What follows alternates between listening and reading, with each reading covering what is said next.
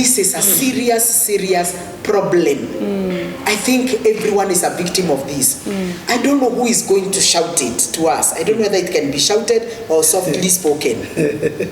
Are you aware that when someone accepts a mistake, that is the strongest human being in this world? Wow. Accepting, that is the strongest human, what would I say, even not human, a husband and a wife. And should be pardoned. They are not weak. They shouldn't be They are the blamed. strongest. You're getting that? Because immediately they accept, as we have said, your mind and your heart will give you capacity never to go that way again. But this person who is denying and giving excuses and trying to defend himself, he is the person who is very, very, very weak.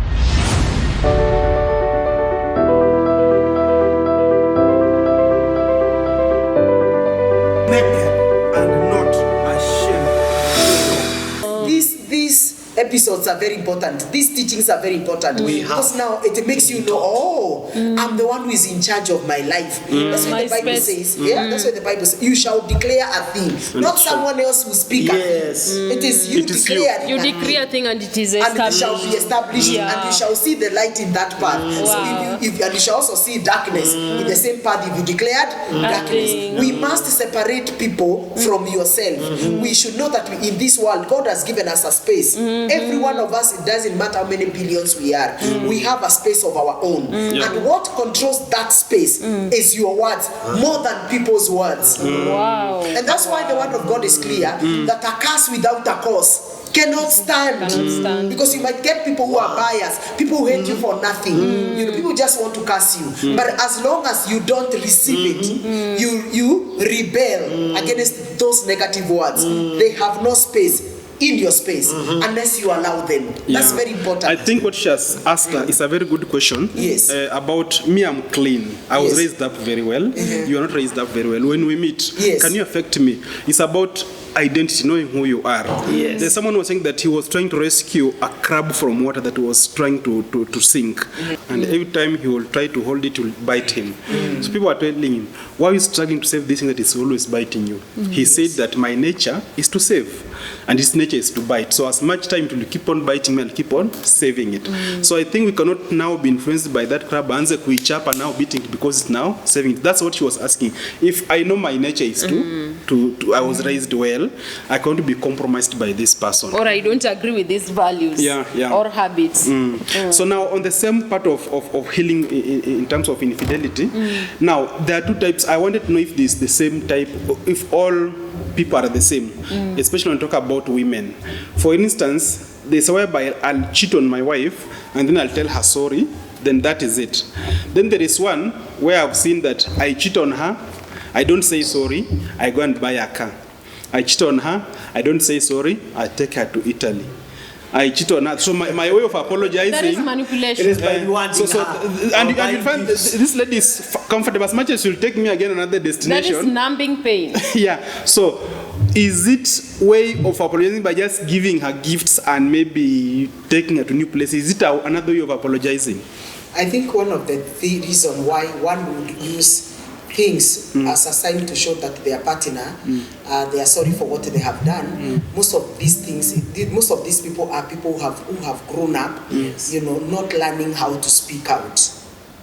So they are action oriented. They are not words oriented. It's an upbringing. It's a default of upbringing. Probably when they were brought up in a family where there was a lot of toxicity, and so they were not given a chance to express themselves.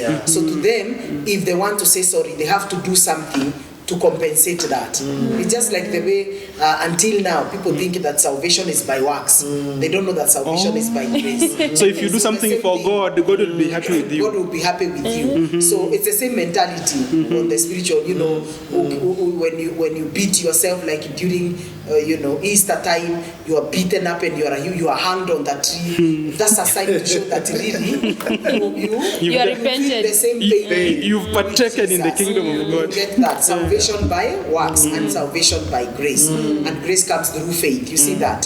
So the same thing with this person is an upbringing or a mindset that has been created over time with the people that he interacted with, or the person whom he has seen other friends do. That when you have a misunderstanding with your wife, you do something to say sorry, but does your wife understand that language?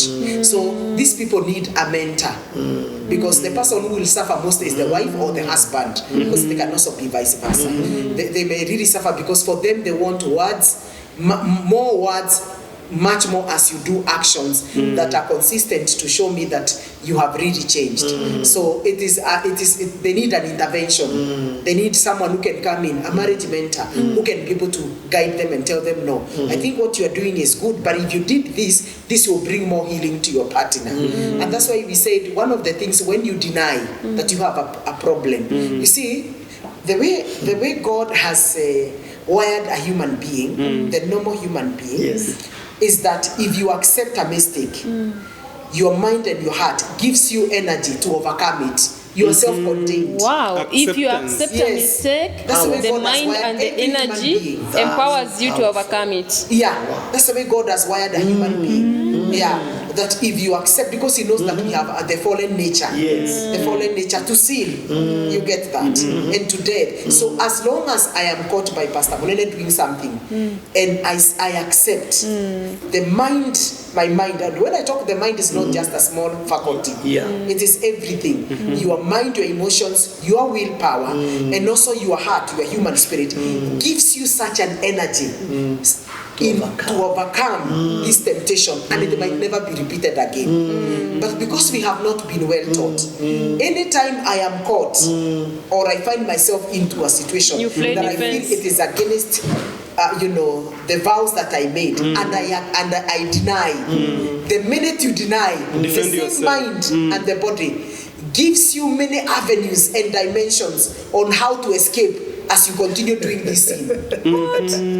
So being defensive on the issue keeps you doing it. You keep repeating the pattern. Yes. It's like you are protecting it. The mind now and your heart gives you such an energy, such that is like you become a professor. It's like you have done a PhD to escape, to deny, and you become more tactical. You become tactical. Wow. You become more crafty. That's the way the fallen nature of a man is. The more you are challenged, the more you become more creative on the negative side. So we need to, these things can only come when we are taught. You can even teach children to always own up to their mistakes. Yes, when you own up your mistake, owning up is not just saying owning up. Your mind immediately, when it is accepted, and your heart accept that you have done it. So the beginning of healing is owning up. Owning up. And I want to give an example of a man of God. Look at this man. I keep wondering, why would God choose such a wicked person to become an apostle? Paul, of all other people. Surely. Paul, A murderer. A person who killed people who did malicious. And he's hunting Christians, not any other person. You see that? He's hunting men of God. Yeah, but when Jesus appeared to him, and the light shone upon him, he accepted. He told him, Lord, what do you want with me? Wow. And whatever instructions he was given, he adhered to that. Okay, Paul never said that. No, I didn't know they were your people. He never defended himself. He never even. He just said, Lord, here, what do you want me? And whatever the Lord gave him instructions, he obeyed as though he has been obeying. His mind, his heart gave him energy to be able now to follow Christ wholeheartedly. And his mind was in it, and he is the greatest apostle until now, even after over 2,000 years are over. That's the way God has created a human being. And we need to teach our children so that they don't repeat the same mistake. When you are caught in a mistake, that does not mean that you are weak. Actually, when you accept, you are strong. We need to undo that.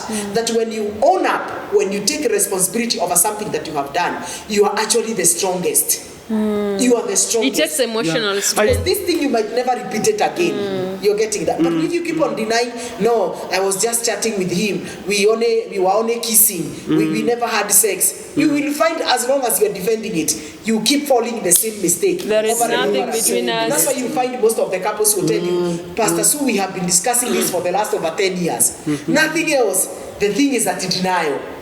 No one, he has never accepted. Even when a video, he still says, no, it is this lady who came near me, it is this man. You want to blame other people. He's the one who came to sit next to me. And we need to understand that the Adamic nature is very selfish. It is me, myself, and I. So for you to undo the Adamic nature, so that you can live a real life, you've got to accept mistakes, because we can fall into mistake no matter who you are, no matter your level in life. Otherwise, if you deny, the next thing what happens, you get into anger mode. You become now, because now you want to deny and you become now emotional outburst. You want to show people that really you are not that, you want to defend yourself. That's why you find most of the people, when they are caught in a mistake, they have anger issues, because you want to suppress the truth. You want to manipulate what Berry had said. Manipulation. You want to look like you are the one who is right. The person who is questioning you is in the wrong. So you keep on going back to the same thing. You're getting that, eh? Yeah. Then the next stage that a person goes is bargaining. So the person who is cheated on, like for example, if it's my husband who has gone out, I keep asking, what is wrong with me? I really prefer, even I want to know, who is that lady that I slept with? So that I look at her and I look at myself and wonder, what is in this girl that is not in me? Now you are in bargaining. Bargain.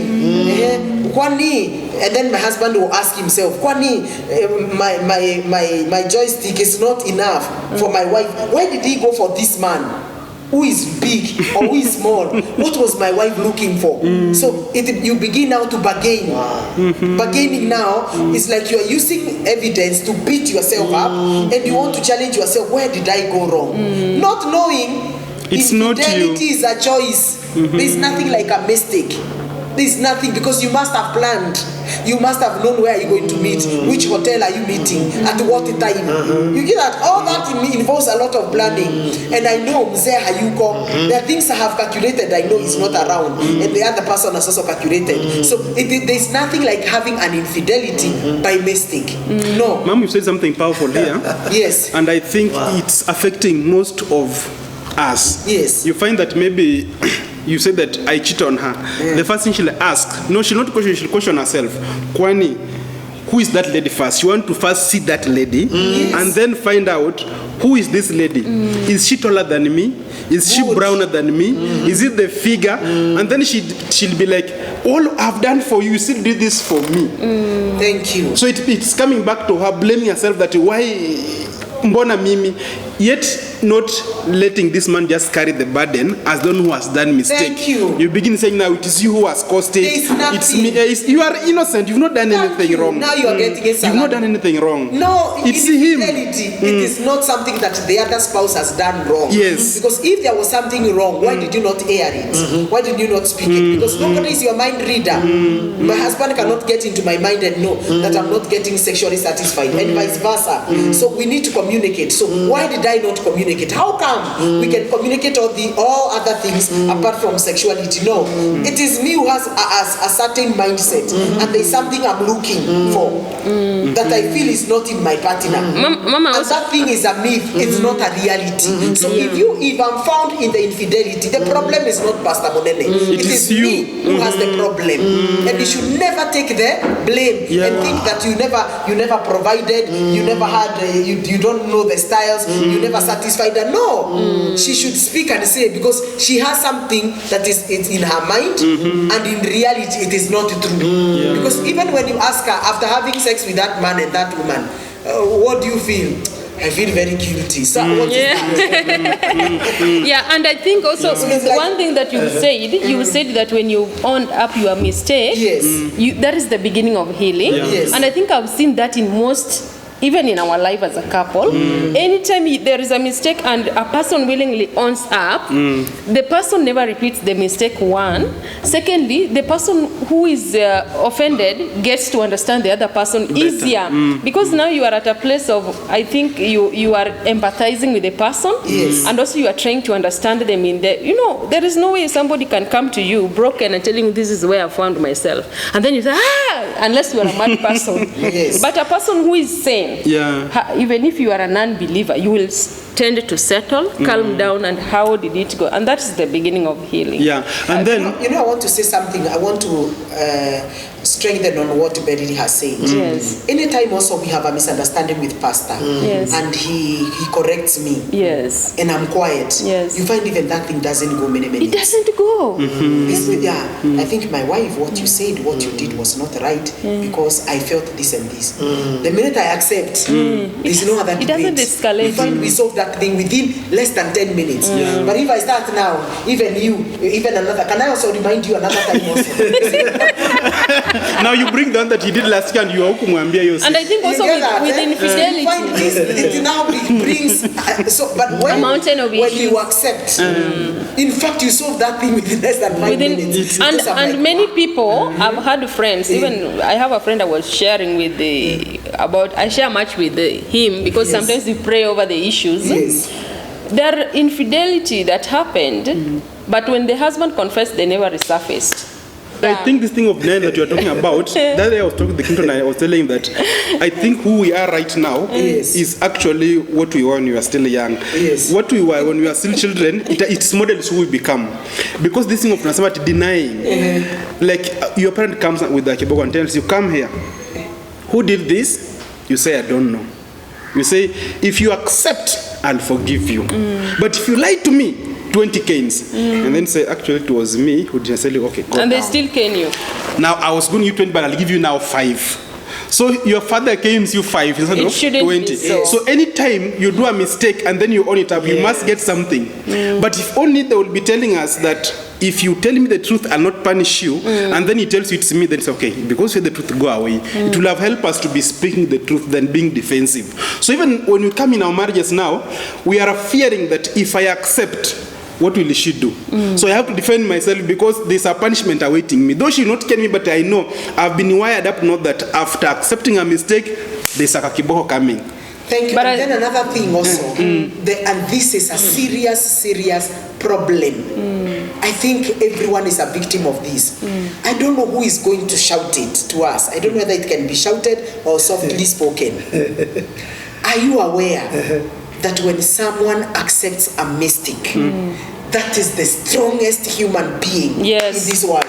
Wow. Accepting, that is the strongest human, what would I say, even not human, a husband and a wife. And should be the pardoned. They are not weak. They shouldn't be They are the blamed. strongest. You're getting that? Because immediately they accept, as we have said, your mind and your heart will give you capacity never to go that way again. Yeah. But this person who is denying and giving excuses That's a weak and trying person. to defend himself, he is the person who is very, very, very weak. You get the point? And this is the person who is likely to keep on reoccurring this issue. And living on Keep reoccurring to survival. them. That is survival system. You get the point? of And it's a living. negative and a demonic way of survival. So when I accept, I am the strongest. When I speak the truth, I am the strongest. I'm the strongest wife. I am the strongest husband. You are not weak. And you see, this person who is strongest also speaks very few words. You see, he speaks few words. Huyu mwingine ambaye alikuwa na makelele mingi ndiye anaongea mambo kubwa. And so he looks like he's biggest in the physical, but in the reality he's the smallest.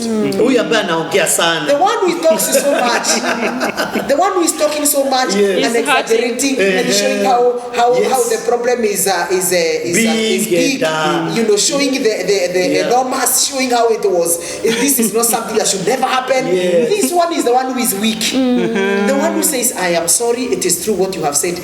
And then the more you say sorry, then he ends up on top. Even another, he begins again. This one is the one who is small. The one who is trying to explain and exaggerate is the one who is small. The one who is saying 2-3 words, I am sorry, I accept, and I'm sorry, and I will not. And if they are genuinely sorry, this is the strongest they person. should be forgiven. But now, unfortunately, we think this person who is very loud, who is able to explain very well, is the strongest. No. And so in marriage, it is not what your partner has done. You get the point.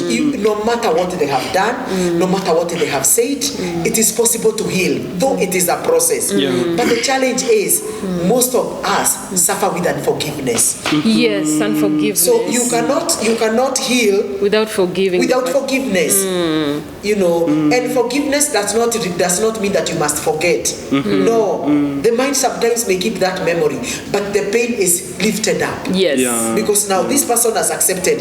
What are you going to do now? Will you continue now pinning them down every day? You did this, you did this. That one doesn't work. Yeah. Because you're also I giving think them if somebody has really repented, you're condemning them, and you're making them feel like that is their position.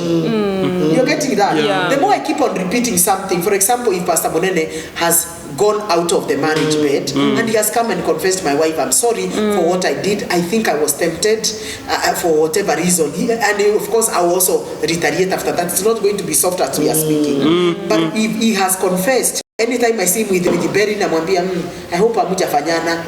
You know, now... Anytime I see with any woman, now me, I don't even trust you. I don't even trust you. That because you since the day when you had sex with Eunice, even now, I still feel like you can have it. Now, you are the one who is having a problem. Who is having a problem, not your partner. You should let go. I think what you've said, number one, if I'm the one who was offended, she comes to me and tells me that by the I did this thing with this person and it happened. The first thing I should do, when she asks for forgiveness, she'll I've forgiven you. Yes. Then we begin now discussing that thing from a point of forgiving. Thank you. Yes. Not that, no, wait first. Who was he? What happened? I condemn, and then after she has cried, she has gone on the floor. So now I say, I'll think about it. I think we should begin from the point of, like Jesus said, told this woman, neither do I condemn you. Alianzi hapo kwanza. Jakabia now, go and sin no more. Yeah. She did tell you now, so you've sinned. This was bad. You said with the man, now I'm forgiving you. No, he began with. And for a person to come to you and repent and confess their sins, it means one thing. Yeah. They are vulnerable enough to trust you. Yeah. Secondly, they are good people. Because cheats don't confess. They don't. Hardly. Cheats don't confess. So I think one thing, though you will grieve for a while, these people deserve forgiveness. Yes. Another thing that it has rebuilt certain trust. There is a certain level of intimacy that both of you will have, because sasa there is a vulnerable part of this person. I'm entrust now. But sasa ikikuwa like even that part you cannot handle it, then that is immaturity. So, and I think so. Solution for infidelity one is forgive this person and continue living together, or to divorce this person and never marry until this person will die. And also don't defend the issue. That's what you said last time. Yes. I divorce you and I never marry until the day you will die. Natural death. And on the side of offender, it is good to own up the mistake. One of the things that I think, and you have said it as the second thing, that spouses, married people, husbands and wife, need to be probably taught. She's talking so much about teaching. It is about, I think, dealing with anger issues, because anger will surely come. Issues will surely come. But I think most of the men and the women, they don't know how to handle. They don't know, Pastor. Moment of anger. Moment. Kaende. And no wonder Jesus said that offenses will surely come. It could be offenses brought because of infidelity, like we are saying here today.